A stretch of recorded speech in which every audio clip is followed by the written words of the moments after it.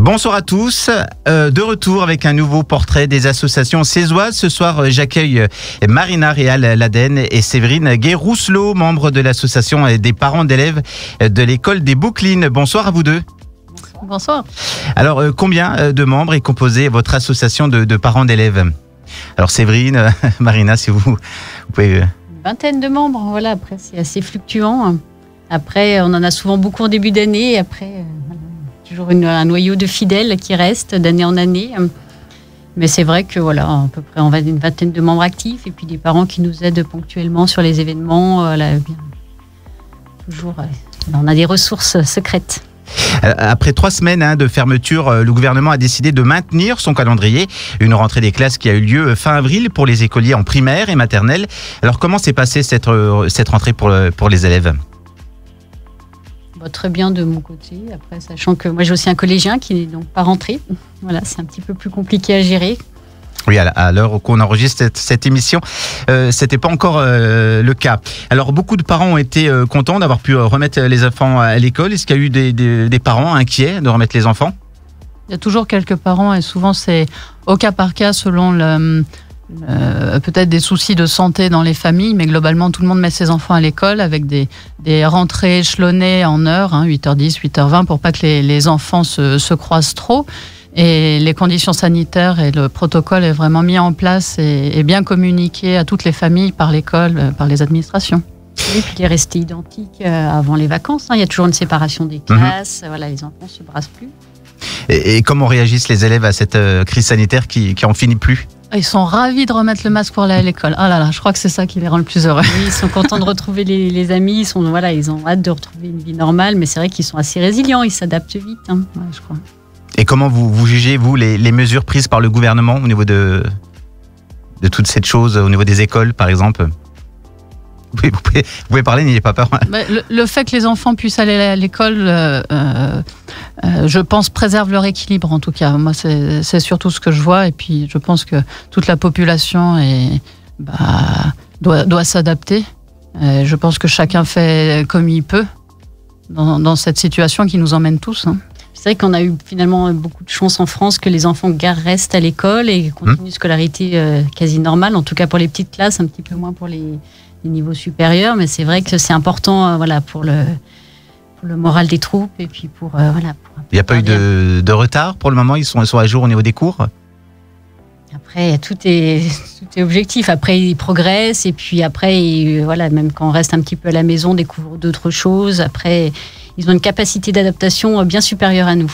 Oui, et puis il y a eu une seule semaine à la maison, quand même. Oui, c'est pas rien. Voilà, par rapport à l'année dernière, mais même l'année dernière, les équipes éducatives, en tout cas au Bouclines, c'était quand même motivé, on était très suivis, on avait beaucoup de possibilités de les faire travailler à la maison. Après, c'est garder le rythme, c'est forcément pas enseignant, mais les enfants s'adaptaient.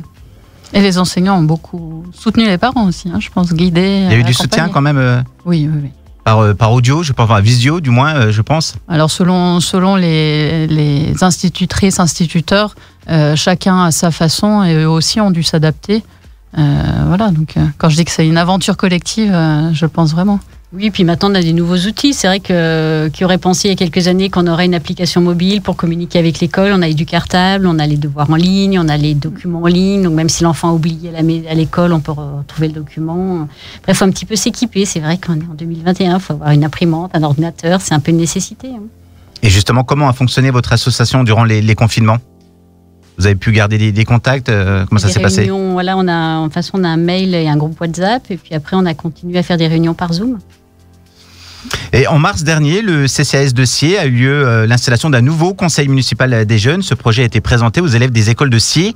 La première séance du conseil municipal des jeunes s'est tenue fin avril en présence de 18 enfants élus et des adjoints et conseillers de la municipalité. Qu'est-ce que vous avez pensé de ce projet mis en place par la commune ? Je pense que c'est bien de sensibiliser les enfants au système politique, aux prises de décision, à l'étude des projets. J'espère qu'ils les emmèneront justement sur comment on met en place des projets, pourquoi ça peut marcher, quels sont parfois les obstacles à la mise en place. En tout cas, c'est toujours un apprentissage du civisme. Et ça représente combien d'enfants dans votre école ? après, moi, je n'ai pas d'enfants concernés, donc c'est vrai que... Je crois que c'est un peu plus. Je pense que c'est 2 filles, 2 garçons en primaire. La fin de l'année scolaire approche tout doucement. Quelles sont les choses de prévues avec les enfants ? C'est la grande interrogation. Après, les enfants attendent toujours la fête de l'école, mais on n'est pas sûr de pouvoir maintenir l'événement qui a déjà été annulé l'année dernière.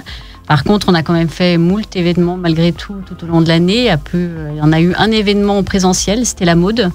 C'est un événement un peu classique de l'APE où en fait toute une équipe va installer un pressoir à l'école et on va presser les pommes. Les enfants repartent avec du jus de pomme après avoir qu'ils ont participé à l'activité. Et c'est vrai que ça a été juste avant le 2e confinement. Donc du coup, heureusement, on a pu faire cet événement présentiel. Et les autres activités, tout a été fait en distanciel avec des ventes de fromage, avec la ferme Les Bornandines, parce que c'est vrai qu'on travaille essentiellement avec des producteurs locaux. Donc, la ferme Les Bornandines. Après, on a vendu des chocolats Noël avec Chalamel de Douvaine.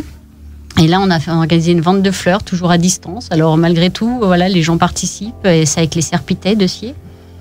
Et du coup, on a une livraison la semaine prochaine. Et après, encore un projet de fête des mères qui doit arriver avec des torchons. Ça représente un peu de trésorerie, parce que je pense que vous cherchez aussi un peu de trésorerie pour faire vivre votre association de parents d'élèves. Après, notre but unique, c'est de pouvoir donner de l'argent à l'école pour participer au projet, soutenir les enseignants dans leur démarche éducative. Et c'est vrai que effectivement, ils ont besoin de financement parce que c'est évidemment souvent coûteux, les sorties scolaires, les activités culturelles. Alors pour l'instant, c'est un peu en suspens, mais on espère qu'en 2022, ils pourront faire profiter de cet argent pour faire des activités piscine, de la voile, des choses qui sont indispensables. Justement, qu'est-ce qu'en pensent les enseignants dans ces écoles, votre école, de tout ça, du financement Ils sont toujours très contents de notre soutien. C'est quand même souvent des gros chèques qu'on fait à l'école.